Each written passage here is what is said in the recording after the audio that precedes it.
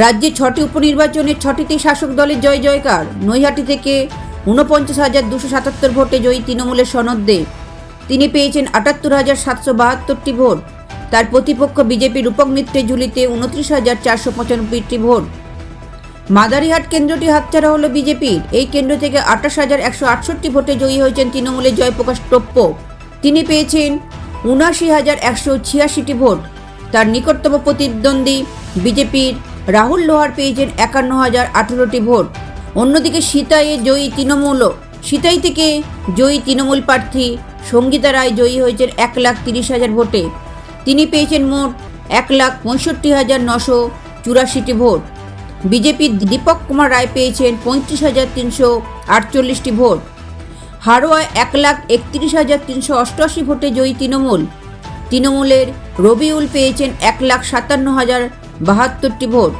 নিকটতম প্রতিপক্ষ আইএসএফের পিয়ারুল পেয়েছেন ২৫,৬৮৪টি ভোট। এখানকার হাড়োয়ার মানুষ রেকর্ড করে, আবার ওরা নিজেরাই ভাই, মানে তৃণমূল কংগ্রেস হাড়োয়ার মানুষ আমার বাবাকে রেকর্ড মার্জিনে করেছিলেন, আবার তারাই আজকে আবার আর একটা রেকর্ড করলেন। প্রথম প্রায়োরিটি আমাদের উন্নয়ন থাকবে, মানুষের সাথে থাকা, মানুষকে পরিষেবা দেওয়া। বলা একটাই, আমাদের একটাই কথা থাকে, শুধু উন্নয়ন করা, মানুষের সাথে থাকা, মানুষের সাথে থেকে মানুষকে পরিষেবা দেওয়া, সম্প্রীতির কথা বলা, উন্নয়নের কথা বলা, উন্নয়ন করা, এটাই আমাদের মূল্য। শুধু একটাই কথা বলবো, ওনাদের শুভ বুদ্ধি উদয় হোক।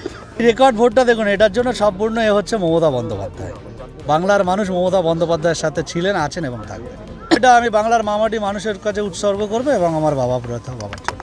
প্রথম কাজ হচ্ছে আমার বাবার অসম্পূর্ণ কাজকে আমাকে সম্পূর্ণ করা, এবং হাড়োয়ায় যে হসপিটালটা আছে ওটাকে আমাকে মডিফাই করা, এবং কি কি প্রয়োজন আছে, কি কি লাগবে সেটা করে হসপিটালটাকে। কোনো গোষ্ঠীরণ নেই, দেখুন কোনো দাবি থাকতে পারে, সেই দাবিগুলোকে সব দাবিতে আমি অনৈতিক বলে মনে করি না। সেটা দল সিদ্ধান্ত নিয়েছেন এবং সেই সিদ্ধান্তকে সবাই মেনে নিয়ে সবাই মাঠে নেবে কাজ করেছিলেন বলে এত বড় একটা জয় সম্ভব হয়েছে। মেদিনীপুরে ৩৩,১৯০ ভোটে জয়ী তৃণমূল। উপনির্বাচনে জয়ী হলেন মেদিনীপুরের তৃণমূল প্রার্থী সুজয় হাজরা। লক্ষাধিক ভোট পেয়েছেন তিনি। তালড্যাংরাতেও জয়ী তৃণমূল কংগ্রেস প্রার্থী।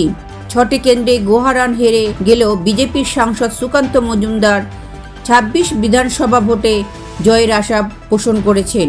বাই ইলেকশন বলে এরকম হচ্ছে 26-এ পশ্চিমবঙ্গে বিজেপি সরকার করবে।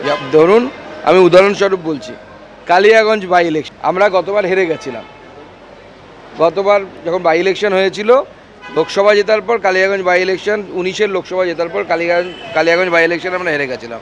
21-এর কালিয়াগঞ্জ আমরা জিতেছি, বিপুল ভোটে জিতেছি, ক্যান্ডিডেট নিয়ে ডিসেন্ট থাকার পরেও জিতেছি।